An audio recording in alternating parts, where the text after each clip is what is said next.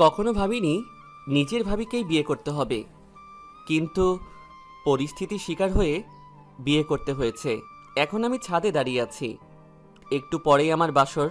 শুধু আমার না, আমার আর ভাবি। এখন তো ভাবি না, বউ।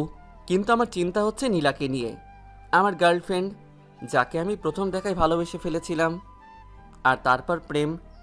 নীলা তো আমাকে তার জীবনের চেয়েও বেশি ভালোবাসে। নীলাকে এখন কি বলবো? নীলা কি মেনে নিবে সেটা? কি রে, এখনো দাঁড়িয়ে আছিস? রুমে যা। আম্মুর কণ্ঠে পিছনে ফিরে তাকালাম। তুই কি আপসেট? না, এটা তো আমার দায়িত্বের মধ্যে পড়ে। যা রুমে যা। আমি ছাদ থেকে নিচে আসলাম, রুমের দরজার সামনে দাঁড়িয়ে আছি। কি করব ভাবতে পারছি না। সাহস জুগিয়ে দরজা ঠেলে রুমে ঢুকলাম। রুমে ঢুকে দেখলাম ভাবি জানালার পাশে বসে বাইরের দিকে তাকিয়ে আছে। ভাবির দৃষ্টি আকর্ষণ করার জন্য মীরা আমার দিকে তাকালো। তার দৃষ্টি একেবারেই শান্ত। কিভাবে মেয়েটা নিজেকে দমিয়েও রাখতে পারে? রাকিব, তুমি এসেছো? কোথায় ছিলে এতক্ষণ? ছাদে ছিলাম। তুমি জানালায় দাঁড়িয়ে কি করছো? ঘুমাওনি? না, কি করে ঘুমাই বলো? আমি কিছু বললাম না। আচ্ছা রাকিব, আমার সাথে এমন কেন হলো? কি দোষ করেছি আমি? কেঁদো না প্লিজ। তোমার জীবনটাও নষ্ট করে দিলাম। তুমি এখন নীলাকে কি জবাব দিবে? ভাবিকে আমি নীলার কথা শেয়ার করতাম। এতে তোমার কোনো দোষ নেই। তুমি নিজেকে দোষারোপ করো না প্লিজ। ভাবি কেঁদেই চলছে, কাঁদবে না প্লিজ। যাও ঘুমিয়ে পড়ো, অনেক রাত হয়েছে। হুম। ভাবি বিছানায় গুটিসুটি মেরে শুয়ে পড়ল। আমি জানালার পাশে দাঁড়ালাম। ভাবিকে তো খুব ভালো করে সান্ত্বনা দিলাম। এখন নিজেকে শান্ত করি কি করে? নীলা আমাকে প্রতারক ভাববে না তো? কি করব এখন? কি করার আছে আমার? জানালার পাশে দাঁড়িয়ে নীলার কথাই ভাবছিলাম। নীলা কি আমাকে প্রতারক ভাববে? কি করতে পারি আমি এখন? হঠাৎ কাঁধে কারো হাতের স্পর্শ অনুভব করলাম। পিছনে ফিরে তাকিয়ে দেখলাম জান্নাত। নীলার কথা ভাবছিলে? আমি মাথা নাড়ালাম। এখনো ঘুমাওনি? না, আমার ঘুম তো সেদিনই চলে গেছে, যেদিন থেকে নিশান নিখোঁজ। আজ 4-5 দিন থেকে নিখোঁজ। অনেক খোঁজাখুঁজির পরও পাওয়া যায়নি। জানি না কোথায় আছে ভাইয়া। আমি কিছু বললাম না। জানালার দিকে হয়ে বাহিরের দিকে তাকিয়ে রইলাম। আমাকে নীলার সাথে দেখা করিয়ে দিতে পারবে? আমি ভ্রু কুঁচকালাম। কেন? ভয় পেও না, আমি কিছু করব না। নীলাকে বুঝিয়ে বলবো। নীলা কি জানে? জানে না, হয়তো জেনে গেছে। ও, চিন্তা করো না, আমি বুঝিয়ে বলবো। তুমি আমাদের দেখা করিয়ে দিও। তারপর কিছুক্ষণ নীরবতা। তুমি ভাইয়াকে খুব ভালোবাসতে, তাই না ভাবি? ভাবি শুধু আমার দিকে তাকালো। চোখের পানিগুলো শেষ হয়ে গেছে।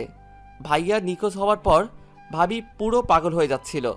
আস্তে আস্তে স্বাভাবিক হয়েছে। প্রতিদিন রাতেই কাঁদতো বোধ হয়। সকালে চোখ দেখে বোঝা যেত। তোমার আর নীলার মাঝে আমি বাধা হয়ে দাঁড়ালাম, তাই না? না না, এটা তো তোমার কোনো দোষ নেই। এই সময় তোমাকে সাপোর্ট দেওয়া খুবই জরুরি, যেটা আমার দায়িত্ব।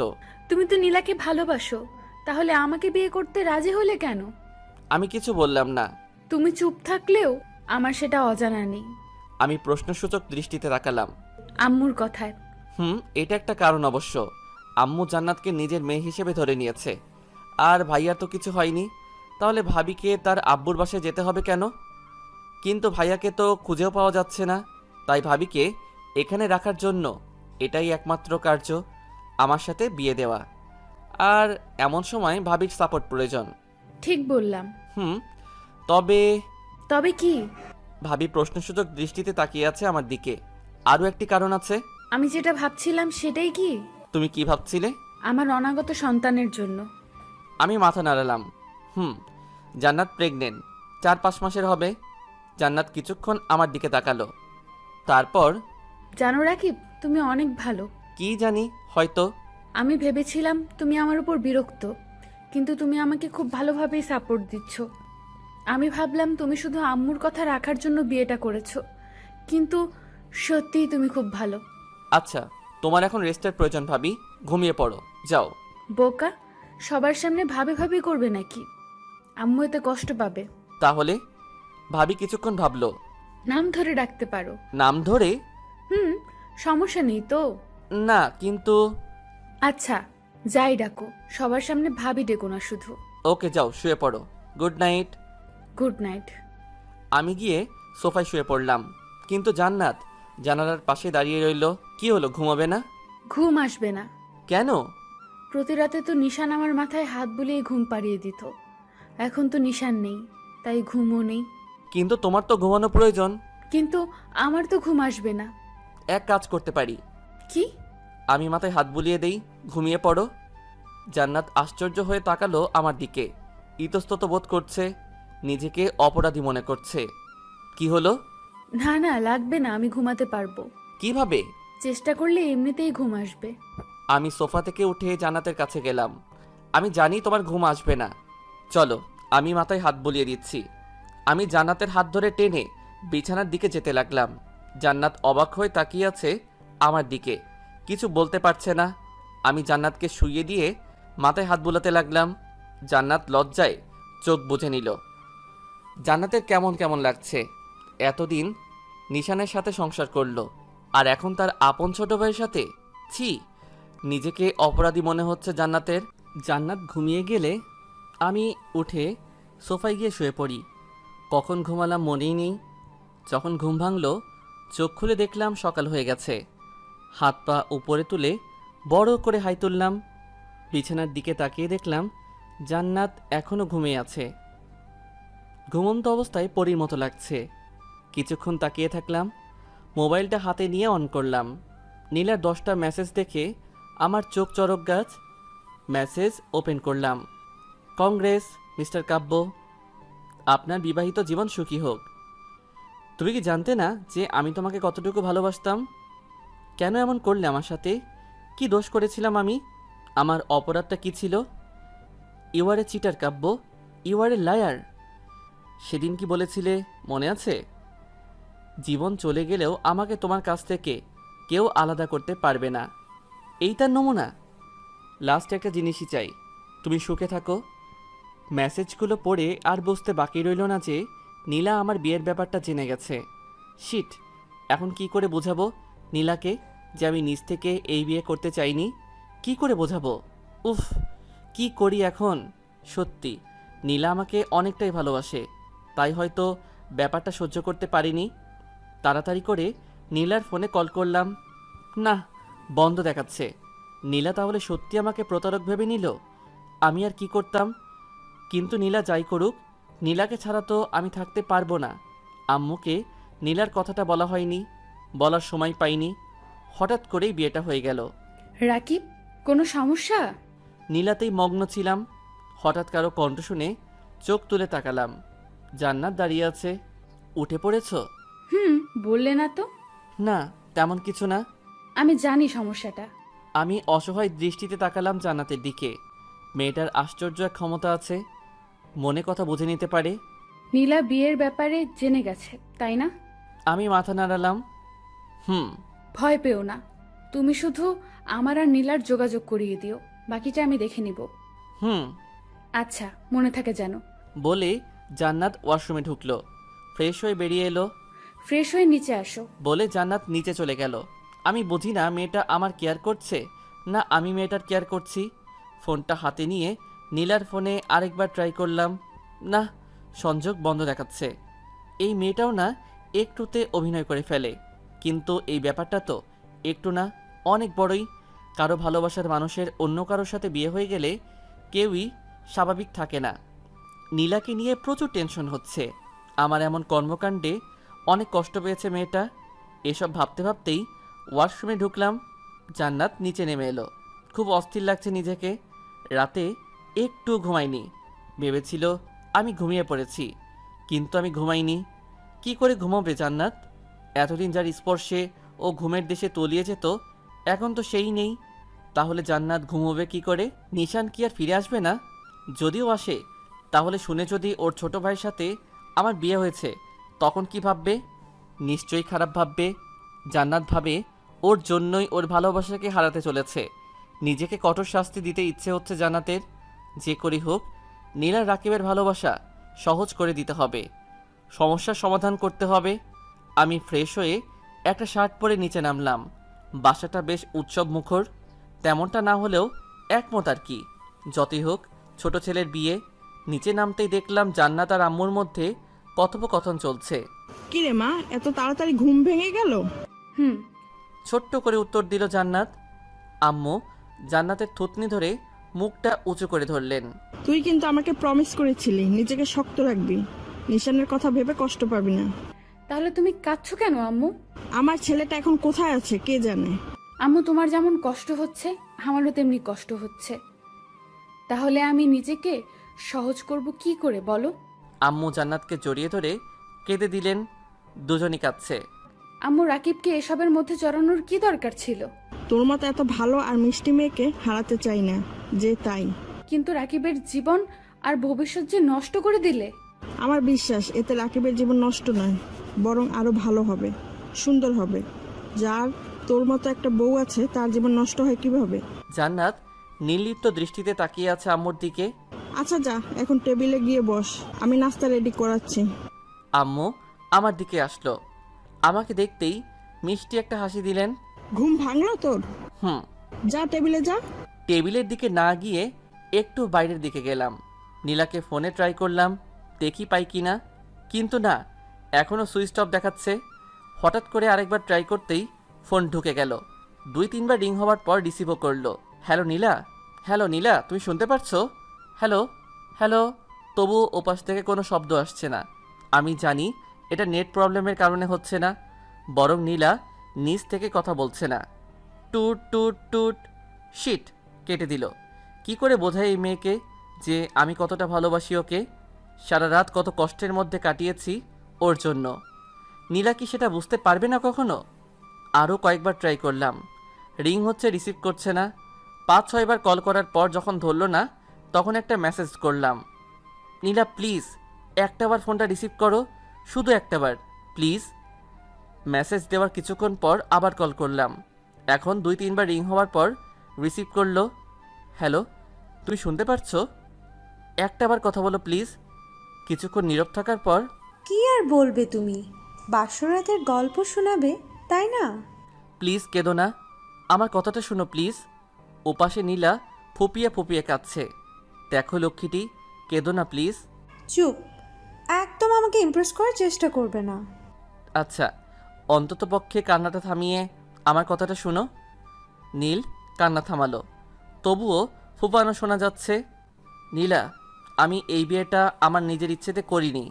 ও, ভালো কথা। তারপর? বিশ্বাস করো, আমি আম্মুর কথা রাখার জন্য এই বিয়েতে রাজি হয়েছি। বাহ, বেশ তো। বিয়ে করে ফেলেছ, অথচ বিয়েতে তোমার মতো ছিল না। গল্পটা বেশ মানিয়েছো। আগে তো তুমি বোকাশোকা ছিলে, এখন বেশ চালাক হয়ে গেছো। বিশ্বাস করো প্লিজ, আমি শুধু আম্মুর কথা রাখার জন্যই বিয়েটা করেছি। কাকে করেছি জানো? কাকে আবার? জান্নাত নামের একটা মেয়েকে। জান্নাতকে জানো? কে আবার? তোমার সাথে যার বিয়ে হয়েছে? আরে চুপ করো। নীলা কোনো কথা বলল না, তবে কান্নার বেগ বাড়তেই থাকলো। জান্নাত আমার ভাবি, আমার বিয়েটা ভাবির সাথে হয়েছে। মানে? মানে ভাবি প্রেগনেন্ট, আর ভাইয়া 4-5 মাস থেকে নিখোঁজ। এই সময় ভাবিকে সাপোর্ট দেওয়া জরুরি। ভাইয়ার নিখোঁজ হওয়ায় ভাবি একেবারে ভেঙে পড়েছিল। তাই আম্মু আমাকে বিয়ের কথা বললে আমি মানা করতে পারিনি। মানা করতে চেয়েছিলাম, কিন্তু আম্মু কোনো কথা বলতে নিষেধ করেছিল। জান্নাতের সাপোর্টের জন্য তোমার আম্মু তোমাকেই বেছে নিল, আর কাউকে পেল না? আর তুমিও থই থই করে বিয়ের জন্য রাজি হয়ে গেলে? নীলা, বোঝার চেষ্টা করো, আমি আম্মুর চাপে বিয়েটা করেছি। সেটা তো বুঝলাম, কিন্তু কাল রাতে যে তোমাদের বাসর রাত ছিল। আরে চুপ করো, কিসের বাসর রাত? তার মানে তোমাদের মাঝে কিছু হয়নি? না। আমি বিশ্বাস করি না। তোমরা ছেলেদের সামনে একটা বিয়ে করা বউ থাকবে আর তোমরা কিছু করবে না, এটা অসম্ভব। আচ্ছা, তোমার যদি বিশ্বাস না হয় তাহলে তুমি জান্নাতের সাথে দেখা করতে পারো। না মানে? কাল তোমার সময় হবে? যদি সময় থাকে তাহলে কফি শপে এসো, জান্নাতের সাথে মিট করলেই বুঝতে পারবে। হুম আচ্ছা, এখন রাখি। হুম। ফোনটা কেটে দিলাম। যাক, এখন একটু শান্তি পাচ্ছি। নীলার সাথে কথা বলতে পারলাম। ঘরে ঢুকে দেখলাম জান্নাত দাঁড়িয়ে আছে, আর কয়েকজন প্রতিবেশী আন্টি বসে আছেন। এরা এখানে কেন? কি মতলবে এসেছে কে জানে। তোমার কপাল ভালো, এক ভাইকে খাওয়ার পর তার ছোট ভাইকে বর হিসেবে পেয়ে গেছো। এমন অলক্ষণে মেয়ে আমি জীবনে দেখিনি। নিজের স্বামীর মৃত্যু ডেকে আনলো, আর এখন আবার অন্যজনের বউ হয়ে আছে। তাদের কথা শুনে রাগে আমার মাথায় আগুন জ্বলছে। এদের এগুলো ছাড়া আর কোনো কাজ নেই নাকি? ভাইয়া নিখোঁজ, এতে জান্নাতের কী দোষ? আর জান্নাত তো এই বিয়ে করতে চায়নি, আম্মুই ওকে প্রমিস করিয়ে বিয়েতে রাজি করিয়েছে। এইসব মেয়েদের এই একটাই কাজ, এক ভাইকে শুষে নিয়ে এখন আবার আরেক ভাইয়ের ঘাড়ে চেপে বসেছে। আমি জান্নাতের দিকে তাকালাম। মেয়েটা নিশ্চুপ হয়ে দাঁড়িয়ে আছে, চোখ দিয়ে টপ টপ করে পানি পড়ছে। পাশে আম্মুও নেই। আমি এগিয়ে গেলাম। কি সমস্যা আপনাদের? হ্যাঁ, আমাদের আবার কি সমস্যা বাবা? এই তো নতুন বউ দেখতে এলাম। একটু আগে কি যেন বলছিলেন? এক ভাইকে শুষে নিয়ে আরেক ভাইয়ের ঘাড়ে চেপে বসেছে। কে কাকে শুষে নিয়েছে? হ্যাঁ, ভাইয়া নিখোঁজ, এতে জান্নাতের কি দোষ? আর ও অলক্ষণে হলো কিভাবে? ওর কারণেই কি ভাইয়া নিখোঁজ হয়েছে নাকি? ভাইয়া নিখোঁজ হয়েছে, এখানে জান্নাতের দোষ কোথায় খুঁজে পেলেন আপনারা? আমি চিৎকার দিয়ে বলছিলাম কথাগুলো। আমার চিৎকারে সবাই এসে উপস্থিত হলো। এরকম মেয়েকে তো অপয়াই বলা ঠিক। স্বামীর নিখোঁজ হওয়ার 3-4 মাস হতে না হতেই অন্য আরেকজনকে বিয়ে করে বসলো। কি খারাপ স্বভাবের মেয়ে এরা। চুপ করুন, আর একটা খারাপ শব্দ বলবেন না জান্নাতকে। বিয়েটা ওর ইচ্ছেতে হয়নি, আম্মুর ইচ্ছেতে হয়েছে। আম্মু ওকে প্রমিস করিয়ে বিয়েতে রাজি করিয়েছেন। না হয় মীরা এই বিয়েতে রাজি হতো না। এমন মেয়েকে আপনারা অপয়া বলছেন যে স্বামীর নিখোঁজ হওয়ার খবরে দিনে 2-3 বার জ্ঞান হারিয়েছে। এমন মেয়েকে আপনারা অলক্ষণে বলছেন যে গর্ভে সন্তান থাকা সত্ত্বেও তার পরোয়া না করে স্বামীর নিখোঁজ শোকে নিজেকে মৃত্যুর দিকে নিয়ে যাচ্ছিল। কেমন মহিলা আপনারা? জান্নাতের মতো পরিস্থিতি যদি আপনার মেয়ের হতো তাহলে এরকম বলতে পারতেন? আমাদের মেয়ে এরকম হতে পারে না। হতে পারে না? তাহলে আপনার মেয়ে বিয়ের 2 মাস পরে ডিভোর্স হয়ে এখন ঘরে বসে আছে কেন? এই আপনার মেয়ের ভালো নমুনা? সবাই তখন চুপ। জান্নাত আমার দিকে অপলোক অবাক দৃষ্টিতে তাকিয়ে আছে। আমি জান্নাতের হাত ধরে উপরের দিকে টেনে নিয়ে যেতে লাগলাম। চলো জান্নাত। কয়েক সিঁড়ি উঠে আমি আম্মুর দিকে তাকিয়ে বললাম, ওনাদের যেন আর বাড়ির আশেপাশেও না দেখি। বলে রুমের দিকে পা বাড়ালাম। যাওয়ার সময় আম্মুর চোখের দিকে তাকিয়ে দেখলাম আম্মুর চোখে পানি চিকচিক করছে। এটা হয়তো আনন্দ অশ্রু। জান্নাতকে নিয়ে রুমে আসলাম। রাগ এখনও আমার মাথায় চড়ে আছে। জান্নাত আস্তে আস্তে আমার কাছে এলো। খামোখা আন্টিদের সাথে ঝগড়া করলে কেন? ওরা তো ঠিকই বলেছিলেন। চুপ! কি ঠিক বলছিল ওরা? হ্যাঁ, এই যে আমি অলক্ষণে অপয়া। একদম চুপ! এরকম কথা আর মুখ আনলে মুখ সেলাই করে দিব। কে বলেছে তুমি ওরকম? যত সব আজগুবি কথাতে বিশ্বাস করো তোমরা মেয়েরা। জান্নাত কিছুক্ষণ আমার দিকে তাকিয়ে থাকলো। তুমি আসলেই ভালো। জানি আমি। সকালের নাস্তাও তো করনি। তুমি বসো, আমি নাস্তা নিয়ে আসছি। একটু নড়বে না। আজ থেকে তোমার কাজ করা বন্ধ। মানে? হ্যাঁ, তুমি বসো, আমি নাস্তা নিয়ে আসছি। জান্নাত বসে বসে ভাবতে লাগলো, রাকিব আসলে খুব ভালো। খুব ভালোর থেকে আরও বেশি ভালো। বোঝাই যাচ্ছে খুব কেয়ার নিবে জান্নাতের। এই মুহূর্তে জান্নাতের নিশানের কথা মনে পড়ছে। এখন যদি নিশান থাকতো তাহলে কত কিছুই না করতো। জান্নাত প্রেগনেন্ট শুনলে খুশিতে আটখানা হয়ে যেত। জান্নাত পেটে মাথা লাগিয়ে বাবুর সাথে কথা বলতো, কত পাগলামি করত। যদিও জান্নাতের বাবুটা এখনও অনেকটাই ছোট, যার শুধুমাত্র অস্তিত্বই আছে। আমি নিচে আসলাম। নাস্তা নিয়ে উপরে উঠতে যেতেই আম্মু বলল, এমনভাবেই মেয়েটার পাশে থাকিস, হারিয়ে যেন না যায় মেয়েটা। অপ্রস্তুত হাসি দিলাম। রুমে এসে দেখলাম জান্নাত কি যেন ভাবছে। উফ, তুমি আবার চিন্তায় মগ্ন? তোমার না চিন্তা করা মানা? জান্নাত আমতামতা করে বলল, আসলে কোনো আসলে টাসলে নাই, এখন খাওয়া শুরু করো। জান্নাতের মুখের দিকে এগিয়ে দিল খাবার। জান্নাত তাকিয়ে থাকলো আমার দিকে। কি হলো নাও? জান্নাত কিছু না বলে খাবারটা মুখে নিল। জান্নাতকে খাইয়ে দিতে লাগলাম, আমি নিজেও খেতে লাগলাম। নীলা তোমার সাথে দেখা করতে চাই, সকালে কথা হয়েছিল। জান্নাত খাচ্ছিল, খাওয়া বন্ধ করে দিল। আমার দিকে তাকালো। ও কখন? কাল বিকেলে। ও। নীলার কথাটা শুনে জান্নাতের বুকটা কেমন ফাঁকা ফাঁকা মনে হলো। জান্নাত ভাবল রাকিবও কি হারিয়ে যাবে ওর কাছ থেকে? পরক্ষণেই আবার ধিক্কার দেয় নিজেকে। কি ভাবছি এসব আমি? রাকিবের প্রতি দুর্বল হয়ে যাচ্ছি না তো? না না, এটা কি করে হয়? নিশান ছাড়া কাউকে ভালোবাসতে পারবো না আমি। একমাত্র নিশানই আমার ভালোবাসার জগৎ, আর কেউ না। রাকিবও না। হয়েছে, আর খাবো না। খাবে না মানে? এগুলো কে খাবে? তুমি খাবে। না না, আমি একা খাবো না, আমার সাথে তোমাকেও খেতে হবে। আমি আর খাবো না, প্লিজ। ওকে, তাহলে খাবার রেখে আসি। রেখে আসবে কেন? তুমি খাবে না? না, তুমি যখন খাচ্ছ না তাহলে আমিও খাবো না। বললাম তো আমার পেট ভরে গেছে। রাগ করো না, তুমি খেয়ে নাও। খেতে পারি, একটা শর্ত। শর্ত? কি শর্ত? যদি তুমি খাইয়ে দাও। জান্নাত চমকে উঠল। এরা দুই ভাইয়ের মাঝে এত মিল, প্রতিটা কাজেই একে অপরের প্রতিরূপ। নিশানও এই কাজটা করত, ওকে প্রায়ই খাইয়ে দিতে হতো। আমি নিশানকে যতই ভুলতে চাই ততই নিশান আমার কাছে চলে আসছে। আমি তো নিশানকে ভুলতে চাইনি, নিশানের স্মৃতি নিয়ে বেঁচে থাকতে চাই। কিন্তু আম্মু তো আমাকে প্রমিস করিয়েছে যেন আমি নিশানকে ভুলে যাই, রাকিবকে আপন করে নেই। কিন্তু কি করে করব এটা? আমি নিশানকেই ভালোবাসি, আর রাকিব তো নীলাকে ভালোবাসে। আমি জানি নিশান ফিরে আসবে খুব তাড়াতাড়ি। আচ্ছা লাগবে না, আমি যাচ্ছি। আমি উঠে চলে আসছিলাম, এমন সময় জান্নাত আমার হাত ধরে নিল। না না, বসো, আমি দিচ্ছি খাইয়ে। আমি জান্নাতের দিকে তাকালাম। জান্নাতও আমার দিকে তাকিয়ে আছে, হাত ধরে আছে বলে লজ্জা পেল। হাত ছেড়ে দিয়ে নিচের দিকে তাকিয়ে নাস্তাগুলো ওর কাছে নিল। না লাগবে না, তুমি শুয়ে বিশ্রাম করো, তোমার যখন ভালো লাগছে না তখন খাইয়ে দেওয়ার প্রয়োজন নেই। আমি কি বললাম নাকি যে আমার ভালো লাগছে না? না বলনি, তবে আমি বুঝতে পেরেছি যে তোমার ভালো লাগছে না। জান্নাত কিছুক্ষণ নীরব থাকার পর বলল, কথা না বলে বসো, আমি খাইয়ে দিচ্ছি। আমি আর কথা বাড়ালাম না, বসে পড়লাম। জান্নাত খাবার আমার মুখের সামনে তুলে ধরল, আমি ঘপ করে মুখে ঢুকিয়ে নিলাম। জান্নাত ফিক করে হেসে দিল।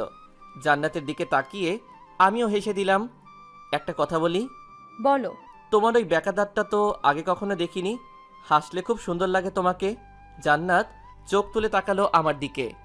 জান্নাত ভেবে পায় না এদের মধ্যে এত মিল কি করে হতে পারে। এদের ভাবনা একে অপরের ভাবনার সাথে পুরোপুরি মিলে যায় কি করে। নিশান প্রতিবারই আমাকে আমার হাসিটার কথা বলতো, আর ওই দাঁতটার কথাও। আর এখন রাকিবও বলছে। রাকিব আমাকে নিশানের কথা ভোলাতে চাইছে, অথচ বারবার শুধু মনে করিয়েই দিচ্ছে। তবে রাকিব তুমি খুব ভালো। জান্নাত অপলক দৃষ্টিতে তাকায় আমার দিকে। জান্নাতে সে কখন থেকে কি যেন ভেবেই যাচ্ছে, এই মেয়েটা শুধু চিন্তাতেই মগ্ন থাকে। ধুর, তোমাকে না বললাম চিন্তা না করতে, তবু সবসময় ভাবুক হয়ে থাকো তুমি। সরি। হয়েছে, বলা লাগবে না, তুমি যাও শুয়ে পড়ো, আমি নিচে এগুলো রেখে আসছি। জান্নাত মাথা নাড়িয়ে বলল। হুম। আমি রুম থেকে বেরিয়ে নিচে গেলাম, থালা প্লেট রেখে আসলাম রান্নাঘরে। রান্নাঘর থেকে বেরিয়ে দেখলাম আম্মু নিচে আসছে। রাকিব, বলো আম্মু। জান্নাত কোথায়? রুমে শুয়ে আছে, বিশ্রাম নিতে হবে না তাই। বেশ, মেয়েটার খেয়াল রাখিস বাবা, হারিয়ে গেলে কিন্তু পস্তাতে হবে। হাসি দিয়ে বললাম, চিন্তা করো না আম্মু, আমি আছি তো। আম্মু একটা অর্থপূর্ণ হাসি দিল। জান্নাত বালিশে হেলান দিয়ে শুয়ে আছে, জানালার দিকে তাকিয়ে বাহির দেখছে।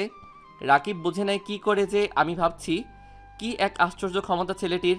না, রাকিবের সামনে আর ভাবা যাবে না, পরে আবার রাকিব রাগ করবে। জান্নাতের এখন নিশানের কথা খুব মনে পড়ছে, কাঁদতেও পারছে না ভয়ে। রাকিব যদি রাগ করে। আবার আম্মুকেও প্রমিস করেছে, কিন্তু ভিতরে ভিতরে পড়ে যাচ্ছে জান্নাত। জান্নাত তার এক হাত পেটের উপর রাখলো, বাবুকে ছুঁয়ে দিচ্ছে। নিশান থাকলে হয়তো এইভাবেই ছুঁয়ে দিত। কোথায় গেল নিশানটা? এতটাই নিষ্ঠুর হয়ে গেল। ও জানে না যে ওকে ছাড়া ওর জান পাখিটা থাকতে পারে না। টপ করে চোখ থেকে 2 ফোঁটা পানি পড়ল। আম্মুর সাথে কথা বলে আমি রুমে এলাম, দেখলাম জান্নাত শুয়ে আছে পেটে হাত দিয়ে। বাবুটা কি আস্তে আস্তে বড় হয়ে যাচ্ছে? আমার কণ্ঠ শুনে জান্নাত চমকে উঠল, হাত সরিয়ে নিল। লজ্জা পেয়েছে বেশ। আমি গিয়ে বিছানায় বসলাম। বললে না তো? না, এমনি। এমনি কি? এমনি হাত রেখেছিলাম আর কি। আচ্ছা, আমি একটু বাইরে যাচ্ছি, ফিরতে একটু লেট হবে, তুমি বিশ্রাম করো, উঠবে না কিন্তু। জান্নাত মাথা নাড়ালো। আমি রুম থেকে বেরিয়ে আম্মুর রুমে গেলাম। আম্মু, আমি বেরোচ্ছি। কোথায় যাচ্ছিস? একটু দরকার আছে, একটু লেট হবে। আচ্ছা, যত তাড়াতাড়ি পারিস বাড়ি ফিরিস। আমি বেরিয়ে পড়লাম। জান্নাতের খুব ইচ্ছে হচ্ছিল রাকিবকে জিজ্ঞেস করতে কোথায় যাচ্ছে ও, ওকে যেন নিয়ে যায়। জান্নাত বেশ খানিক মাস ধরে কোথাও যায়নি তাই, কিন্তু বলতে পারিনি। আমি বেরিয়ে পড়লাম, নীলার ফোনে কল করলাম। কয়েকবার রিং হওয়ার পর রিসিভ করলো। হ্যালো, কোথায় তুমি? কেন? কোথায় আবার? বাসায় থাকি, বাসায় আছি। আরে এত কড়া জবাব দিচ্ছ কেন? একটু দেখা করতে পারবে? না, আমার এত সময় নেই। সত্যি নেই? আমার আর সময়? আমার সময় সব সময় থাকে। বোধহয় তোমার সময় নেই। নতুন বর, হয়তো কাজে ব্যস্ত আছো। আরে এরকমভাবে কথা বলছো কেন? একটাবার দেখা করো প্লিজ। কোথায়? পার্কে আসতে পারবে? পার্কে কেন? আমরা কি প্রেম করতে যাচ্ছি নাকি? প্লিজ সহজ করে কথা বলো। আচ্ছা তুমি বলো কোথায় আসবো? তুমি যেখানে বলেছ সেখানেই থাক। ওকে আসো। কোনো কথা না বলে ফোনটা কেটে দিল। এই মেয়ের এত তেজ আসে কোথা থেকে রে বাবা? আমি পার্কে গিয়ে উপস্থিত হলাম। কিছুক্ষণ অপেক্ষা করার পর নীলা আসলো। কি করছো? ভালো আছো? তোমার মতো অতটা ভালো নেই। মেজাজ খারাপ করো না প্লিজ। এখন তো মেজাজ খারাপ হবেই। তোমার তো বউ আছে, তাহলে আমাকে দিয়ে কি করবে এখন? আমি তো ফেল না। নীলা তুমি বুঝো না কেন? আমি সত্যি এই বিয়েতে রাজি ছিলাম না। আমি তোমাকে ভালোবাসতাম, আর এখনো বাসি। হ্যাঁ, ভালোবাসো আমাকে? কেন, কোনো সন্দেহ? যদি বলি তুমি এখনই আমাকে বিয়ে করো, পারবে বিয়ে করতে? আমি অবাক হয়ে তাকালাম নীলার দিকে। মেয়েটার মাথায় কি গন্ডগোল পাকছে কে জানে। কি বলছো তুমি এখন? জানতাম পারবে না। যখন তুমি জান্নাতকে ডিভোর্স দিয়ে দেখাবে আর আমাকে বিয়ে করবে, তখনই আমি বিশ্বাস করব তুমি আমাকে ভালোবাসো। তার আগে না। নীলা চলে গেল। আমি অবাক হয়ে তাকিয়ে আছি নীলার যাওয়ার দিকে। দ্বিধায় পড়ে গেলাম কি করতে পারি এখন। আমি তো রিয়েলি নীলাকে ভালোবাসি, কিন্তু নীলা আমাকে যে পরিস্থিতিতে ফেললো, এখন কি করতে পারি? নীলাকে ভালোবেসেছি সেহেতু বিয়েও করতে হবে। কিন্তু এদিকে জান্নাত, আমার যা মনে হচ্ছে জান্নাতকে আমি একটু স্বাভাবিক করতে পেরেছি, কিন্তু এখন যদি এমন কিছু করি তো জান্নাত ভেঙে পড়বে। যদিও ও আমার জন্য দুঃখ করবে না, তবুও আমি ওর বন্ধু। নীলাকে কি হারিয়ে ফেলবো? না, এটা হতে পারে না। আমি নীলাকে ভালোবাসি, তাই নীলার দেওয়া শর্ত আমি মেনে নিতে রাজি। বাসায় ফিরলাম, খুব কষ্ট হচ্ছে। নীলা এমন করতে পারলো? কি করে বের হই এই গোলকধাঁধা থেকে? একদিকে জান্নাত আমার বিয়ে করা স্ত্রী, একদিকে প্রেমিকা নীলা আমার ভালোবাসা। জান্নাতকে ডিভোর্স দিলে আম্মু আর জান্নাতও কষ্ট পাবে। আম্মুর সিদ্ধান্ত ছাড়া তো কিছুই করতে পারবো না, আর নীলাকে ছাড়া তো আমি অসম্পূর্ণ। বাসায় ফিরে সোজা রুমে গেলাম। জান্নাত রুমে নেই। কোথায় গেল মেয়েটা? বলেছিলাম বিশ্রাম করতে, আর উনি কোথায় যে গেল? আম্মুর রুমের দিকে গেলাম। কিরে, এসে গেছিস? জান্নাত কোথায়? কোথায় আবার? রুমেই আছে, দেখ গিয়ে। পেলাম না তো। ভালো করে খুঁজে দেখ, রুমেই কোথাও আছে মনে হয়। রুমে এসে চারিদিক খুঁজে দেখলাম কোথাও নেই। বারান্দায় কারো উপস্থিতি টের পাচ্ছি, মনে হয় বারান্দায় আছে। বারান্দায় গিয়ে দেখলাম জান্নাত বারান্দার গ্রিলে হাত রেখে দাঁড়িয়ে আছে, বাহির দেখছে বোধহয়। বলেই গেলাম শুয়ে বিশ্রাম নিতে, আর উনি বারান্দায় দাঁড়িয়ে বাহিরের দৃশ্য অবলোকন করছেন। জান্নাত বারান্দায় দাঁড়িয়ে বাহিরের দিকে তাকিয়ে আছে। অনেক দিন হলো বাহিরটা দেখেনি। আব্বু আম্মু তো বাসায় নিতে চাইছিল, কিন্তু যাইনি। রাকিব আর আমার বিয়ের দিন আম্মু ভিজে ভিজে চোখে তাকাচ্ছিল, তারপর আর আসেনি। বোধহয় মেয়ের এই কষ্ট দেখতে পারবে না বলে আসছে না। রাকিবটা সে কখন গেল, এখনও এলো না। ও পাশে থাকলে ভালোই লাগে, একাকিত্ব গুছিয়ে উঠতে পারি। কত সুন্দর সুন্দর কথা বলে, আমার কত কেয়ার নেয়। রাকিব কি নীলারও এমন কেয়ার নেয়? আমি অনেকক্ষণ ধরে দাঁড়িয়ে আছি, জান্নাত এখনও টেরই পাইনি। কি এত ভাবে মেয়েটা? নেই। আমার কথা শুনে জান্নাত চমকে পিছনে ফিরে তাকালো, অবাক দৃষ্টিতে তাকিয়ে আছে আমার দিকে। জান্নাত খুব বড়সড় শখ খেলো। রাকিব বুঝলো কি করে আমি মনে মনে কি ভাবছি। হ্যাঁ নেই, তুমি এই জগতে নেই, তুমি এখন ভাবনার জগতে। কি এত ভাবো? আমি কতক্ষণ ধরে দাঁড়িয়ে আছি, তোমার সেদিকে খেয়ালই নেই। জান্নাত আমার কথা শুনে বিষয় যেন কাটিয়ে উঠল। ও, তোমাকে না বলেছিলাম বিশ্রাম নিতে? তাহলে এখানে কি? প্রকৃতি প্রেমী হওয়ার ইচ্ছা আছে নাকি? না, শুয়ে থাকতে ভালো লাগছিল না, তাই এখানে দাঁড়িয়ে বাহির দেখছিলাম। ও, তুমি তো অনেকদিন হলো ঘুরতে যাও না। জান্নাত মাথা নাড়ালো। তাহলে আজ যাবে? কোথায়? ঘুরতে। জান্নাত আমার দিকে তাকিয়ে রইল। কি হলো? যাবে মানে যাবে, মানা করার চান্স নেই। কিন্তু কোনো কিন্তু না, সন্ধ্যায় আমরা ঘুরতে যাচ্ছি, এটাই ফাইনাল। ওকে? না মানে বললাম তো আর কোনো কথা নেই, আমার ডিসিশনই ফাইনাল। জান্নাত মাথা নিচু করে দাঁড়িয়ে রইল। দুপুর হয়ে গেছে, লাঞ্চ সেরে নিতে হবে। একটু আগেই না খেলাম সকালের নাস্তা, তো এখন আবার খাবো কি করে? কেন হা করে খাবে? জান্নাত হেসে দিল। তারপর, সন্ধ্যায় যাচ্ছ তো? মানা করতে বারণ করলে তো, তাহলে তো যেতেই হবে, তাই না? হুম, গুড গার্ল। গুড গার্ল না ছাই? কিছু বললে? না তো। ও, আমি নিচে গেলাম। আম্মু আর রহিমা খালা তখন খাবার রেডি করছে। আব্বু অফিস থেকে বাসায় এসেছে লাঞ্চের জন্য। আমি নিচে যেতেই, কিরে বৌমা কোথায়? উপরে আসছে। ও, তা মেয়েটাকে একটু বাইরে ঘুরিয়ে নিয়ে আই, মনটা ভালো হবে। হ্যাঁ আব্বু, সন্ধ্যায় ঘুরতে যাব ভাবছিলাম। ও, খুবই ভালো কথা। গাড়ি নিয়ে সারা শহর ঘুরে আসিস বৌমাকে নিয়ে। হুম। জান্নাত রুমেই আছে, ভাবুক হয়ে বসে আছে। রাকিব বুঝে নিল যে ও ঘুরতে যেতে চায়। কি করে? আশ্চর্য। কিন্তু আমার যাওয়াটা কি ঠিক হবে? যদি না যাই তাহলে তো রাকিব রাগ করবে। কি করি? যেতেই তো হবে। নিশানটা যে কেন এমন করলো আমার সাথে? আজ তো রাকিবের বদলে নিশানের সাথে ঘুরতে যাওয়ার কথা ছিল, কিন্তু নিয়তি সেটা হতে দিল না। নিশানের বদলে রাকিবকে ঠিক করেছে নিয়তি। কিন্তু রাকিবকে আমি কি করে মানা করি? ও তো মানা করতেও বারণ করেছে। যাক, এসব কথা এখন নিচে যাই, না হয় ও নিজে উপরে এসে যাবে। জান্নাত রুম থেকে বেরিয়ে নিচে চলে গেল। জান্নাতের জন্য অপেক্ষা করছিলাম। জান্নাত সিঁড়ি দিয়ে নিচে নামলো। জান্নাতকে দেখতেই আব্বু স্নেহপূর্ণ একটা হাসি দিল। গুড। দুপুরে আম্মু আব্বুর কথায় আমরা হেসে উঠলাম। আমরা জানি আব্বু জান্নাতকে হাসানোর জন্য বলেছে এটা। জান্নাতরা ফিক করে হেসে দিল। শুভ নুন। আম্মু তো হাসতে হাসতে গড়াগড়ি খাচ্ছে। জান্নাত আর আব্বুর কথাবার্তার ধরন দেখে। কেমন কাটলো আজ দিনটা? ভালো কেটেছে আব্বু। সন্ধ্যায় আরও ভালো কাটবে। সন্ধ্যায় তুমি আর রাকিব বেড়াতে যাবে। জান্নাত আমার দিকে তাকালো। জান্নাত হয়তো ভাবিনি আমি আব্বু আম্মুকে বলবো ব্যাপারটা। আচ্ছা, এখন আয় বস, খেয়ে নে আম্মু। জান্নাত আমার পাশে বসলো। গল্প করতে করতে খাবার খেয়ে নিলাম। আব্বুও অফিসে চলে গেল। আব্বুকে টিফিন সাথে দিলেও বাসায় খেতে আসে। সে নাকি একা একা খেতে পারে না, সবার সাথে খেতেই নাকি মজা। সন্ধ্যা হয়ে গেছে। আমি রুমে গিয়ে দেখলাম জান্নাত আলমারিতে কি যেন খুঁজছে। কি খুঁজছো? শাড়ি? জান্নাত ঘুরে দেখলো, আমি মাথা নাড়ালো। পছন্দ হচ্ছে না? না। আমি চুজ করে দিচ্ছি। শাড়িগুলো উল্টে পাল্টে দেখলাম। একটা সাদা শাড়ি পছন্দ হলো। আমি জান্নাতের দিকে এগিয়ে গেলাম। এটা? এটা পরলে তোমাকে সাদা পরীর মতো লাগবে। কি হলো? না কিছু না। আমি একটা নীল শার্ট প্যান্ট পরে রেডি হয়ে নিলাম।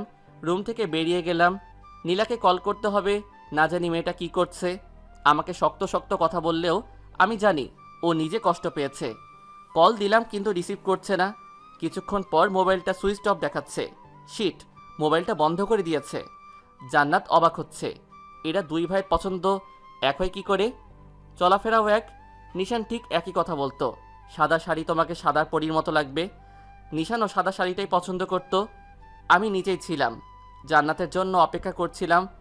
জান্নাত যখন নিচে নামলো, আসলেই জান্নাতকে সাদা পরী লাগছে। এত সুন্দর মেয়েটা। জান্নাত নিচে নেমে যখন দেখলো আমি তাকিয়ে আছি, তখন একটু লজ্জা পেল। কি হলো? এভাবে তাকিয়ে আছো কেন? না, এমনি। আম্মু যাচ্ছি। যা, যতক্ষণ মন চায় ঘুরে ফিরিস। জান্নাত একটা হাসি দিল। গাড়ি উঠলাম দুইজন। গাড়ি আমি ড্রাইভ করছি। জান্নাত বাইরের দিকে তাকিয়ে আছে, বাইরের দিকটা দেখছে। জান্নাতকে নিয়ে একটা নদীর কিনারায় নিয়ে গেলাম। জায়গাটা তেমন পপুলার না, এমনি জায়গাটা সুন্দর বলে অনেকে এখানে আসে ঘুরতে। খুব সুন্দর পরিবেশ।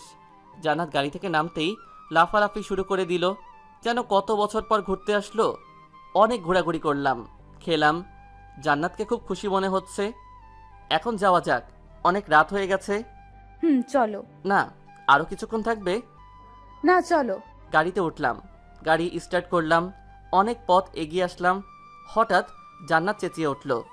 জান্নাত সামনের সিটে আমার পাশেই বসেছিল। রাকিব, গাড়ি থামাও রাকিব। কি কি হয়েছে? নিশান, নিশানকে দেখেছি আমি। গাড়ি থামাও রাকিব। ভাইয়ার কথা শুনে আমি গাড়ি থামালাম, গাড়ি থেকে বেরোলাম। জান্নাত পাগলের মতো আচরণ করছে। কোথায় দেখেছো? কোথায়? ওই তো, এদিকে একটা গাড়ি যাচ্ছিল, ওইটাতে দেখেছি। রাকিব, নিশানকে এনে দাও রাকিব। তুমি এখানেই থাকো, আমি আসছি। আমি দৌড় দিলাম, চারিদিকে খুঁজতে লাগলাম। একটা গাড়ি দেখলাম, গাড়ির পিছনে ছুটলাম, কিন্তু নাগাল পেলাম না। দৌড়ে গাড়ির পাশে এলাম। জান্নাত দাঁড়িয়ে আছে, কাঁদছে। রাকিব, নিশান কোথায় রাকিব? তাড়াতাড়ি গাড়িতে ওঠো, তাড়াতাড়ি। গাড়িতে উঠে তাড়াতাড়ি স্টার্ট করলাম।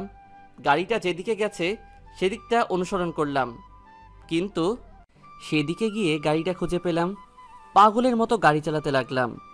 না, পেলাম না, কোথাও দেখা যাচ্ছে না। তুমি ঠিক দেখেছো তো? ভাবি কাঁদতে কাঁদতে বলল। হ্যাঁ, আমি সত্যিই দেখেছি, একটা গাড়িতে ছিল। উফ, খুব বড় ভুল করে ফেললাম। গাড়ির নাম্বারটাও নোট করা হয়নি। ধ্যাত। জান্নাত কেঁদেই যাচ্ছে। কি করে বোঝাই এখন? জান্নাত, তোমার হয়তো ভুল হয়েছে, বোধহয় ভুল দেখেছো। না না রাকিব, আমি সত্যিই নিশানকে একটা গাড়ি ড্রাইভ করে যেতে দেখেছি। তুমি আমার নিশানকে এনে দাও রাকিব, আমার নিশানকে এনে দাও। আমি আলতো করে মীরার মাথায় দিলাম। প্লিজ, তুমি শান্ত হও। তোমার এখন এভাবে উত্তেজিত হওয়া ঠিক না। জান্নাত তবুও কাঁদছে। জান্নাত, ভাইয়া নিখোঁজ, হয়তো কখনো ফিরবে না, না হয়। কিন্তু তুমি কি চাও না ভাইয়ার স্মৃতি ধরে রেখে জীবনযাপন করতে? জান্নাত, বোঝার চেষ্টা করো। তোমার পেটে এখন ভাইয়ার অভিজাত। প্লিজ, তুমি এখন এরকম করো না। জান্নাত ফুপিয়ে ফুপিয়ে কাঁদছে। রাকিব, আমি কি আমার নিশানকে কখনো ফিরে পাবো না? প্লিজ তুমি ফিরিয়ে এনে দাও আমার নিশানকে। হ্যাঁ, পাবে। কোনো একদিন ভাইয়া ঠিকই ফিরে আসবে। এখন বাড়ি চলো প্লিজ। জান্নাত কেঁদেই চলেছে। আমি জোর করে গাড়িতে উঠালাম। তাড়াতাড়ি গাড়ি ড্রাইভ করে বাসায় ফিরলাম। গাড়ির স্টার্ট বন্ধ করে জান্নাতকে ডাকলাম। জান্নাত, জান্নাত, জান্নাত, এই জান্নাত। কোনো কথাই বলছে না। আমি ভয় পেয়ে গেলাম। পানির বোতল থেকে হাতে পানি নিয়ে জান্নাত ছিটিয়ে দিলাম। আস্তে আস্তে চোখ খুলল। রাকিব, রাকিব নিশান কোথায়? রাকিব নিশান কোথায়? তুমি কান্না থামাও প্লিজ, এমন করে কেঁদো না। আমরা বাসায় ফিরে এসেছি, চলো বাসায় চলো। না না, আমার নিশানকেই চাই, আমার নিশানকে এনে দাও। তুমি জানো না আমি নিশানকে ছাড়া বাঁচবো না। জোরে জোরে কান্না আরম্ভ করলো। জান্নাতকে জোর করে ধরে আমি গাড়ি থেকে নামালাম। বারবার কান্নায় ভেঙে পড়ছে। ওর মাথা আমার বুকে আছড়ে পড়ছে। মেয়েটাকে কি করে বোঝাই? এই সময় এত চাপ সৃষ্টি ভালো না। জান্নাতকে নিয়ে দরজার কাছে গিয়ে কলিং বেল টিপলাম। আম্মু দরজা খুলল। জান্নাতকে কাঁদতে দেখে হকচকিয়ে গেলেন। এ কি, জান্নাতের এই অবস্থা কেন? জান্নাত কাঁদছে কেন রাকিব? আম্মু, আগে জান্নাতকে নিয়ে রুমে যাও, পরে আমি সব বলছি। আম্মু জান্নাতকে ধরে নিয়ে গেল রুমে। পিছনে পিছনে আমিও গেলাম। আম্মু বিছানায় শুইয়ে দিল জান্নাতকে। জান্নাত কাঁদতে কাঁদতে অস্থির হয়ে যাচ্ছে। আমি পাশে গিয়ে বসলাম। জান্নাতের মাথায় হাত বুলাতে বুলাতে বললাম, শান্ত হও প্লিজ, আর কেঁদো না, এরকম করো না তুমি। জান্নাত তবুও কাঁদছে। আম্মু, তুমি যাও, আমি জান্নাতকে ঘুম পাড়িয়ে আসছি। আম্মু জান্নাতের মাথায় হাত বুলিয়ে চলে গেলেন। আমি জান্নাতের মাথায় হাত বুলাতে লাগলাম। জান্নাত কাঁদছে তো কাঁদছেই। চোখ বন্ধ করো, চোখ বন্ধ করো প্লিজ। আমি নিজে জান্নাতের চোখ বন্ধ করালাম, মাথায় হাত বুলিয়ে দিতে লাগলাম। আমি স্পষ্ট দেখতে পাচ্ছি জান্নাত ফোপাচ্ছে। অনেকক্ষণ মাথায় হাত বুলিয়ে দিলাম। মেয়েটা ঘুমিয়ে পড়েছে, কাঁদতে কাঁদতে ক্লান্ত হয়ে গেছে। আমি আলতো করে উঠে পড়লাম, লাইট নিভিয়ে নিচে গেলাম। আম্মু পায়চারি করছে। আমাকে দেখেই এগিয়ে এলো। রাকিব, রাকিব, জান্নাতের কি হয়েছে? আম্মু জান্নাত ভাইয়াকে দেখেছে।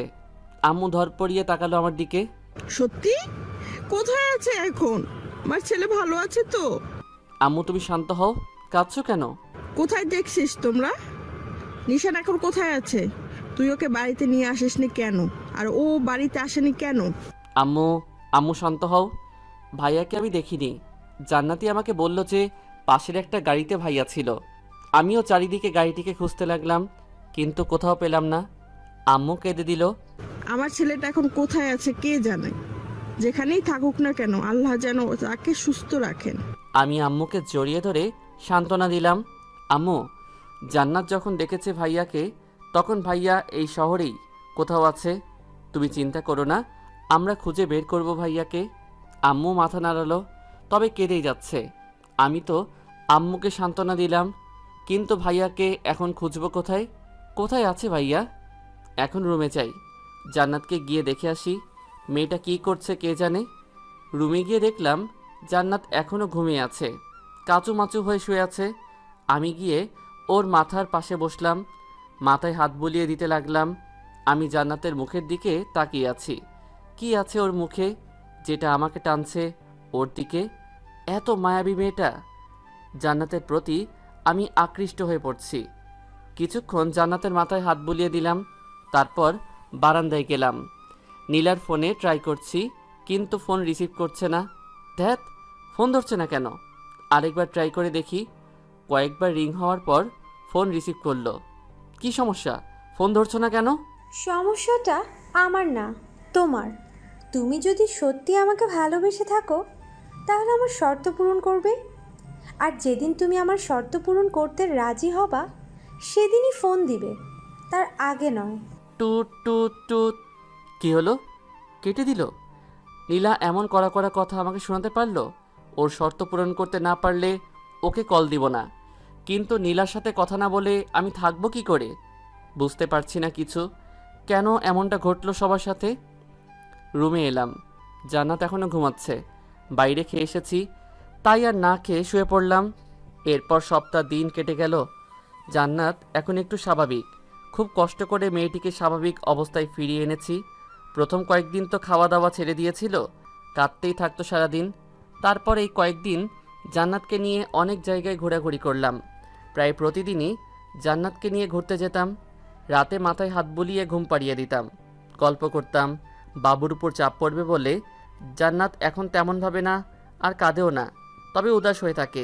আর এদিকে নীলার সাথে একবারও কথা হয়নি সেই দিনের পর থেকে। নীলা সিম বন্ধ করে রেখেছে। রাত হয়ে গেছে। জান্নাত বারান্দায় ইজি চেয়ারে বসে আছে। আমাকে যে করেই হোক নীলার দেওয়া শর্ত পূরণ করতে হবে। যে করেই হোক জান্নাতকে বলতে হবে। আমি বারান্দায় যাচ্ছি, আবার আসছি। অস্বস্তি লাগছে। কি করে বলবো জান্নাতকে? জান্নাত হয়তো আমার উপস্থিতি টের পেল, পিছনে না তাকিয়েই বলল, রাকিব, হ্যাঁ হ্যাঁ। কিছু বলবে? ঘুরে আমার দিকে তাকালো। আমি মাথা নাড়ালাম। বলো। তুমি যদি কষ্ট পাও? নিচের দিকে তাকিয়ে বললাম। জান্নাত কি হাসলো। কষ্ট পাবো কেন? আর আমি জানি তুমি আমাকে এমন কোনো কথা বলবে না যাতে আমি কষ্ট পাই। আমি চোখ তুলে জান্নাতের দিকে তাকালাম। এ কি, তোমার চোখ লাল কেন? জান্নাত চেয়ার থেকে উঠে পড়ল, আমার পাশে এসে আমার হাত ধরলো। বলো কি হয়েছে তোমার? একমাত্র তুমিই ছিলে আর আছো যে আমাকে আমার পরিস্থিতির সাথে মোকাবেলা করতে সাহায্য করেছো আর করছো। এখন বলো আমি তোমার জন্য কি করতে পারি? আমি কোনো কথা না বলে নিচের দিকে তাকিয়ে রইলাম। জান্নাত এসে আমার দু গালে হাত দিয়ে মাথা উপরে তুললো, আমার চোখের দিকে তাকালো। বলো। নীলা বলেছে। কি হলো? থেমে গেলে কেন? কি বলেছে বলো? তোমাকে ডিভোর্স দিয়ে যেন ওকে বিয়ে করে নেই। জান্নাতের মুখ মলিন হয়ে গেল, আমার গাল থেকে হাত লাগিয়ে নিল। আমি জানি তুমি কষ্ট পাবে, তুমি নিজেকে দোষারোপ করবে, তুমি হয়তো ভাববে তুমি খারাপ, তাই আমি তোমাকে ছেড়ে চলে যাচ্ছি। কিন্তু তুমি খুব ভালো জান্নাত। নীলার এই শর্ত পূরণ না করলে ও আমার সাথে আর সম্পর্ক রাখবে না। তাই জান্নাত মলিন একটা হাসি দিল। না, আমি কষ্ট পাইনি। আচ্ছা তুমি ডিভোর্স পেপার রেডি করো। সত্যি আমি তোমাকে কষ্ট দিতে চাই না। জান্নাত হাসলো। আমি কষ্ট পাইনি। তোমরা দুজন এক হতে পারলেই আমি খুশি, তোমাদের সমস্যা মিটলেই আমি খুশি। আমি জান্নাতকে জড়িয়ে ধরলাম। সত্যি তুমি খুব ভালো। খুব শক্ত করে জড়িয়ে ধরলাম। জান্নাতও হাত দুটো দিয়ে আমাকে জড়িয়ে ধরলো। আমি জড়িয়ে ধরা থেকে ছেড়ে জান্নাতের গাল দুটো ধরে বললাম, you are very good girl. আমি এমনই একটা বন্ধু চাই। হবে তো? আসলো, তবে হাসিটা নিষ্প্রাণ। আমি রুমের দিকে গেলাম। জান্নাতের বুকটা কেমন খালি খালি লাগছে, যেন কিছু একটা হারিয়ে ফেলছে। জান্নাত ভাবে, তবে কি আমি রাকিবকে ভালোবেসে ফেললাম? একে ভালোবাসবো না তো কাকে ভালোবাসবো? এত ভালো আবার কেউ হয় নাকি? তবে নিশানও তো আমার মন থেকে যাচ্ছে না। নিশানকেও তো আমি আমার জীবন থেকে বেশি ভালোবাসি, কিন্তু রাকিব আমার জীবন থেকে সরে যাচ্ছে দেখে আমার এত কষ্ট হচ্ছে কেন? না, কাউকে ছাড়তে পারবো না আমি দুজনকেই ভালোবাসি। জান্নাত কেঁদেই চলছে। বিধাতা কেন ওকে এই দ্বিধার মধ্যে ফেললেন? এদিকে নীলা রুমে উপর হয়ে শুয়ে আছে, কাঁদছে। জান্নাতকে কষ্ট দিয়ে নীলা নিজেও কষ্ট পাচ্ছে। রাকিবের সাথে কড়া করে বলা কথাগুলো নীলাকে বেশি কাঁদাচ্ছে। কি করে রাকিব এত কঠিন কঠিন কথা বলতে পারলো? কি করে? নীলার আব্বু মেহতাব হোসেন রুমে ঢুকলেন, বুঝতে পারলেন মেয়েটা কাঁদছে। কি হয়েছে আম্মু? নীলা চোখ মুছে নিল তাড়াতাড়ি।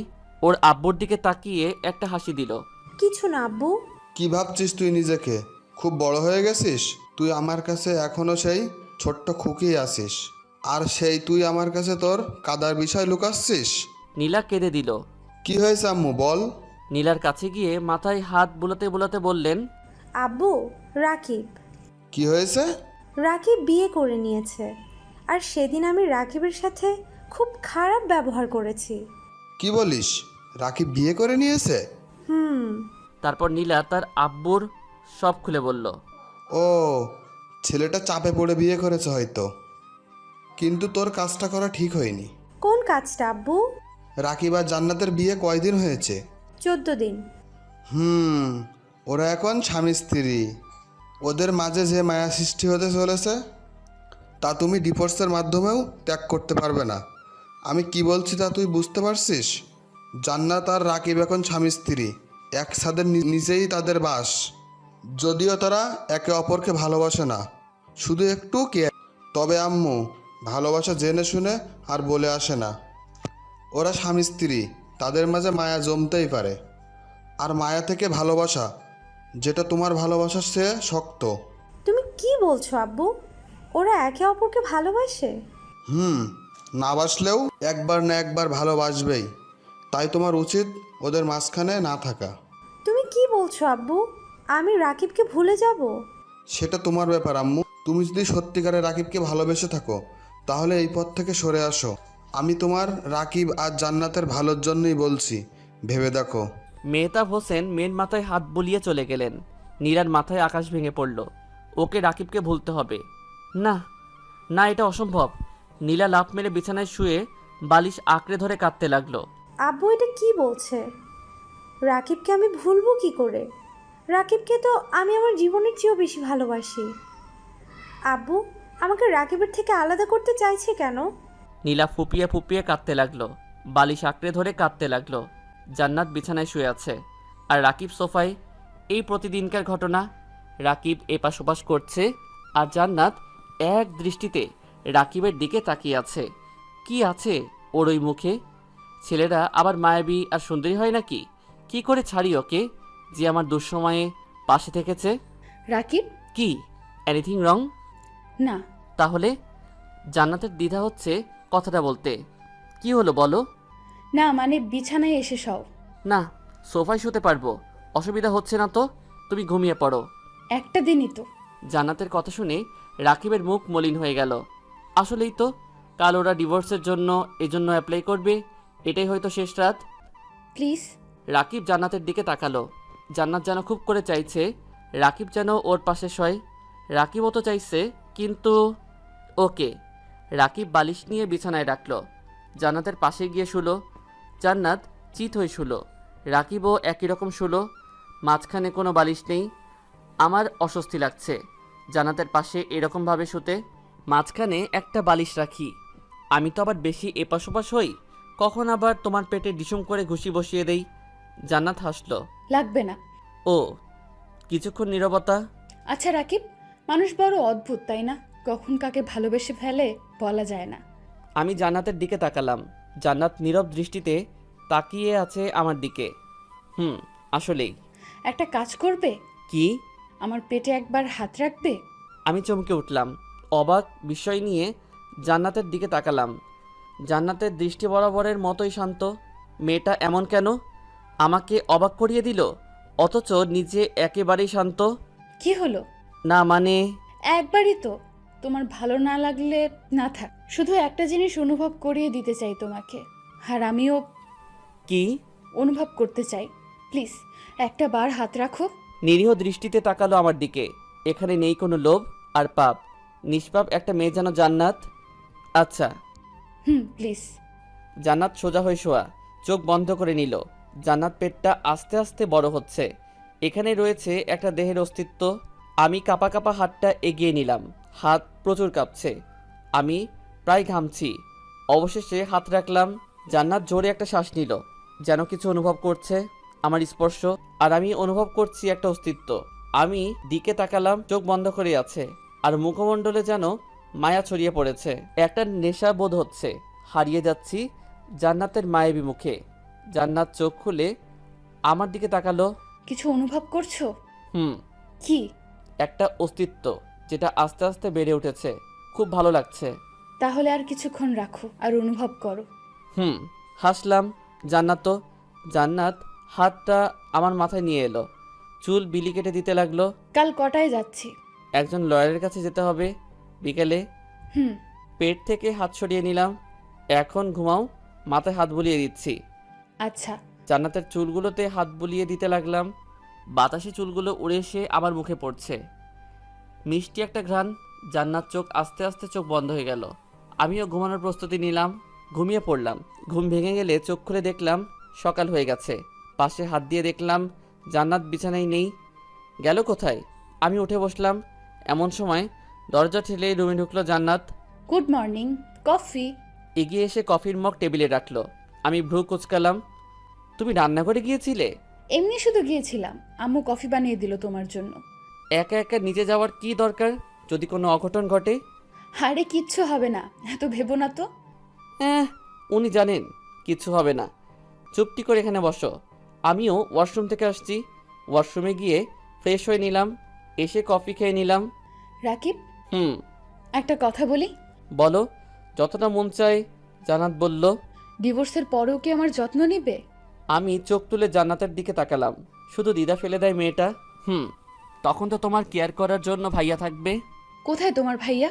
এই রে, ফেসে গেলাম। এখন কি বলি? না মানে তুমি যখন দেখেছো তখন এখানেই কোথাও আছে। খুব তাড়াতাড়ি বের করে দিবে। আব্বু খোঁজার জন্য লোকজন পটিয়ে দিয়েছে বিভিন্ন জায়গায়। হুম। ভুল কিছু বলে ফেললাম? না। তাহলে উদাস কেন? এমনি। সকালের খাবার জান্নাতকে খাইয়ে দিলাম। আস্তে আস্তে বিকেল গড়িয়ে এলো। জান্নাত রেডি, আমিও রেডি। আম্মুকে বেরোনোর কথা বলে বেরিয়েছি। আমি নিশ্চুপ গাড়ি চালাচ্ছি। জান্নাত তো গাড়ির বাইকের দিকে তাকিয়ে আছে। তবু প্রতিদিনের মতো উৎফুল্ল নয়।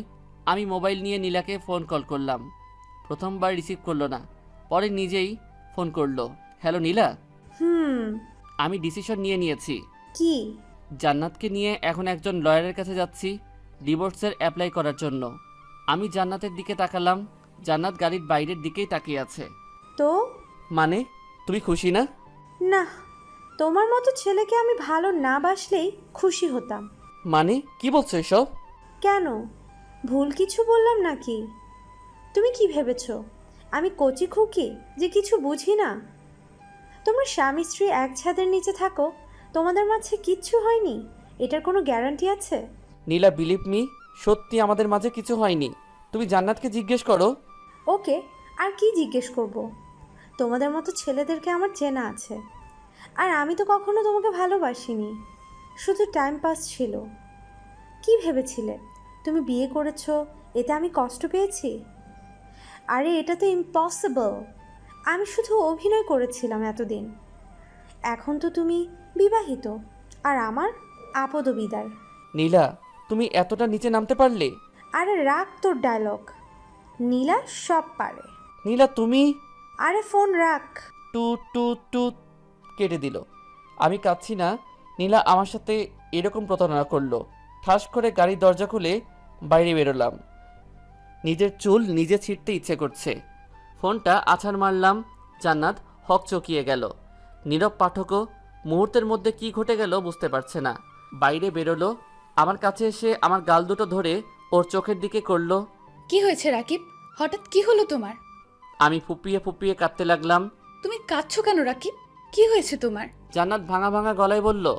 জান্নাত তো কেঁদে দিয়েছে। জান্নাত, নীলা। কি হয়েছে নীলার? নীলা আমাকে ধোঁকা দিয়েছে, আমার সাথে প্রতারণা করেছে। আমি কান্না ভেঙে পড়লাম। জান্নাতকে জড়িয়ে ধরলাম। জান্নাত আমাকে শক্ত করে আঁকড়ে ধরল। তুমি কেঁদো না প্লিজ, কেঁদো না। কেঁদেই চলছি, নিজেকে মানিয়ে নিতে পারছি না। জান্নাত আমাকে সান্ত্বনা দিচ্ছে বারবার। জান্নাত গাড়ির ড্রাইভারকে ফোন করে আসতে বলল। ড্রাইভার এসে পড়লে জান্নাত আমাকে গাড়িতে তুলে নিল। ওর কাঁধে মাথা চেপে ধরল। কেঁদো না প্লিজ, শান্ত হও। বাড়ি ফিরলাম। ড্রাইভার ভাই আমাকে ধরে রুমে নিয়ে গেল। আমার ভেঙে পড়া দেখে আম্মু পাগল প্রায়। জান্নাত এসে আমাকে বারবার জড়িয়ে ধরে সান্ত্বনা দিতে লাগলো।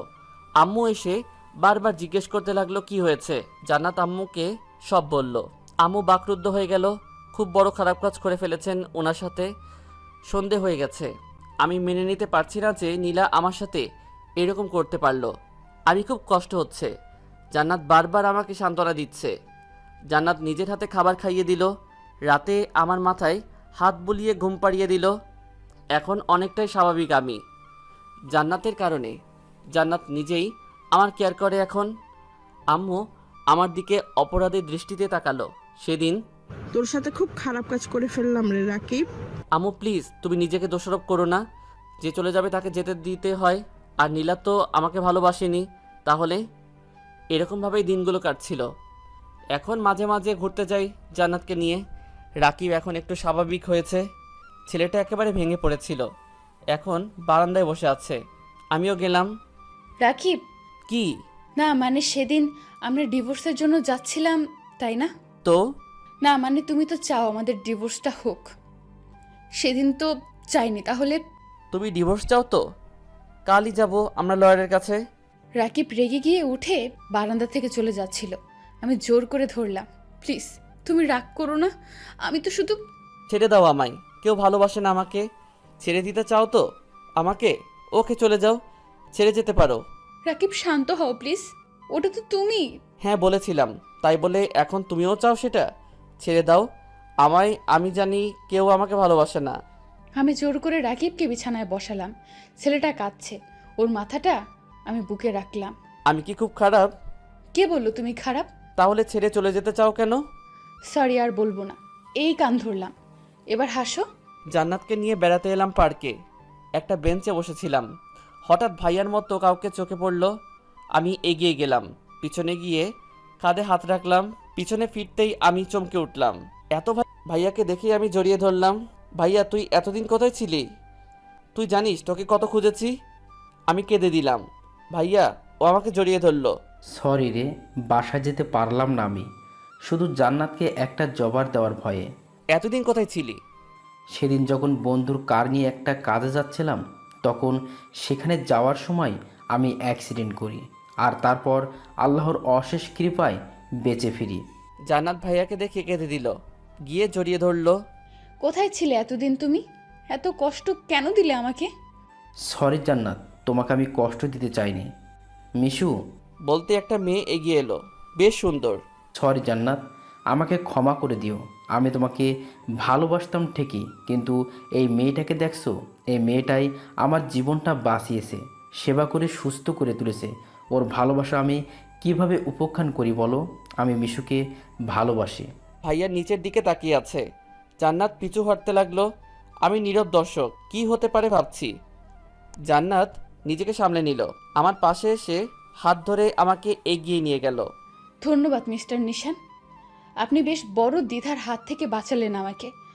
আসলে রাকিব আমার স্বামী, আমি ওকে না আপনাকে ভালোবাসি তা নিয়ে দ্বিধায় পড়ে গেছিলাম। কিন্তু যদি কখনো আপনার সাথে দেখা পড়তো, তখন আমি রাকিবকেই বেছে নিতাম। আই রিয়েলি লাভ হিম। চলো রাকিব। আমাকে টেনে নিয়ে গাড়িতে উঠালো। আমি অবাক হয়ে তাকিয়ে থাকলাম। কি করছে জান্নাত? গাড়ি স্টার্ট করো। জান্নাত! কোনো কথা না। আমি গাড়ি স্টার্ট করলাম, সোজা বাড়িতে গেলাম। জান্নাত বাসায় গিয়ে সোজা রুমের দিকে গেল সিঁড়ি বেয়ে। আমিও গেলাম। বারান্দায় গিয়ে বাইরের দিকে তাকিয়ে থাকলো। এটা কি হলো জান্নাত? কেন, কি হলো? ভাইয়াকে তুমি রেখে চলে এলে আর মিথ্যা বললে কেন? কোনটা? তুমি আমাকে ভালোবাসো? আসলে তুমি একটা গাধা, কোনটা মিথ্যা কোনটা সত্য তাও জানো। কথাটা সত্য। জান্নাত চলে গেল, তাই হিসাব মিলাতে গেলাম। কি বলে গেল জান্নাত? ওটির বাইরে দাঁড়িয়ে আছে, ভিতরে আমার জান্নাত। জান্নাতের প্রেগনেন্সির পেইন উঠেছে, প্রসব ব্যথা। হাসপাতালে নিয়ে এসেছি। আমি কান্নায় ভেঙে পড়লাম, বসে পড়লাম ওটির সামনে। আম্মু বারবার সান্ত্বনা দিচ্ছে আমাকে। আমি ভাবছি কি হবে আমার সাদা পরিটার। অতপর অপেক্ষার প্রহর শেষ হলো। ডাক্তার বেরিয়ে এলেন। আমার অবস্থা বুঝে আমি কিছু জিজ্ঞেস করার আগে বললেন, কংগ্রেচুলেশন, আপনার একটা মেয়ে সন্তান হয়েছে। আর জান্নাত? নাও দে আর সেভ। আমি খুশিতে ডাক্তারকে জড়িয়ে ধরলাম। ওটির ভিতরে ঢুকতেই জান্নাত আমার দিকে তাকিয়ে একটা হাসি দিল। আমি পাশে গিয়ে জান্নাতের হাত ধরলাম। তুমি হাসছো? জানো আমার কি অবস্থা হয়েছে? তোমার কষ্ট হয়নি তো? জান্নাত আমার হাত শক্ত করে ধরলো। তুমি পাশে থাকলে আমি কিছুতেই কষ্ট বা ভয় পাই না। আমার মাথা জান্নাতের মাথায় ঠেকালাম। শুধু বউকে নিয়ে থাকবে, মেয়েকে কোলে নিবে না? মুচকি হেসে মেয়েটাকে কোলে নিলাম। আচ্ছা, মেয়েটা আমার মতো হলো কি করে? জান্নাত রহস্যময়ী হাসি দিল। কিছুটা অজানা আর রহস্যের মধ্যেই থাকে। তবে ভুল কিছু ভাবিয়েন না।